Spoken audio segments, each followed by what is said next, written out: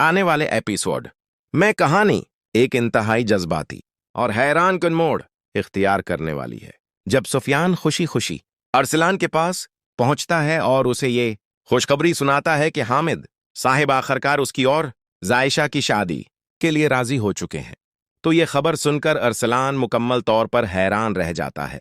उसके चेहरे का रंग बदल जाता है और वो फौरन सुफियान से कहता है कि वो पहले भी उसे वाज़ेह तौर पर बता चुका है कि वो जायशा से शादी नहीं करना चाहता। अरसलान एतराफ करता है कि यह सब एक बहुत बड़ी गलतफहमी थी जिसे उसने खुद पैदा किया था और अब वक्त आ गया है कि वो इस गलती को दुरुस्त करे। अरसलान सुफियान से कहता है कि जायशा हमेशा से तुम्हारी थी और तुम ही इससे सच्ची मोहब्बत करते हो। मैं नहीं चाहता कि मेरी वजह से तुम्हारी जिंदगी मजीद खराब हो। अब तुम अपनी मोहब्बत को वापस हासिल करो और जल्द अज जल्द जायशा से शादी कर लो।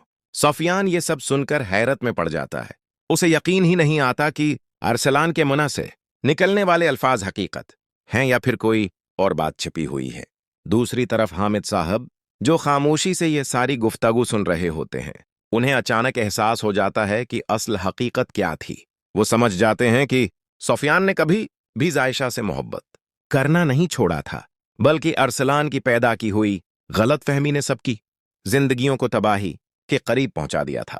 हामिद साहब अरसलान के सामने आते हैं और इंतहाई अफसोस के साथ कहते हैं कि बेटा, तुमने हमेशा अपने भाई के लिए कुर्बानियां दी हैं, लेकिन इस बार तुमसे बहुत बड़ी गलती हो गई। तुमने अपने ही भाई के दिल में ऐसी गलत फहमी पैदा कर दी जिसने उसकी पूरी जिंदगी को मुतासिर कर दिया। ये अल्फाज सुनकर अरसलान की आंखों में आंसू आ जाते हैं। वो सुफियान के सामने हाथ जोड़कर माफी मांगता है और कहता है कि उसका मकसद कभी भी अपने भाई की खुशियां छीनना नहीं था। वो सिर्फ शेरी की बातों में आ गया था और उसे अंदाजा ही नहीं था कि उसके फैसले के इतने खतरनाक नताइज निकलेंगे।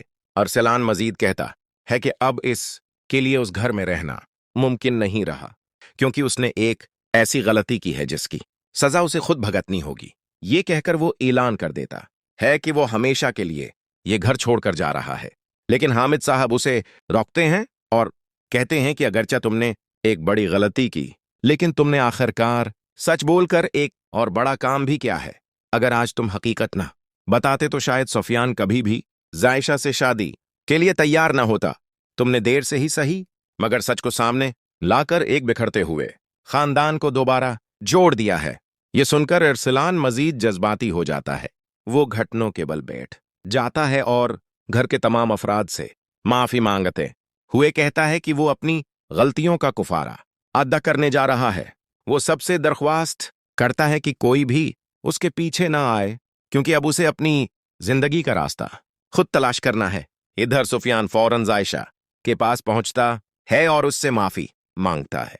वो उसे सारी हकीकत बताता है कि किस तरह गलत फहमियों ने उन दोनों को एक दूसरे से दूर कर दिया था। सुफियान एतराफ करता है कि उसने कभी भी जायशा से मोहब्बत करना नहीं छोड़ी और वो आज भी सिर्फ इसी से मोहब्बत करता है। जायशा ये सब सुनकर जज्बाती हो जाती है और कहती है कि वो भी सुफियान के बगैर अपनी जिंदगी का तसव्वुर नहीं कर सकती। वो सुफियान को माफ करते हुए कहती है कि अब मजीद दूरियां बर्दाश्त नहीं होते, इसलिए वो चाहती है कि जल्द से जल्द उनकी शादी हो जाए।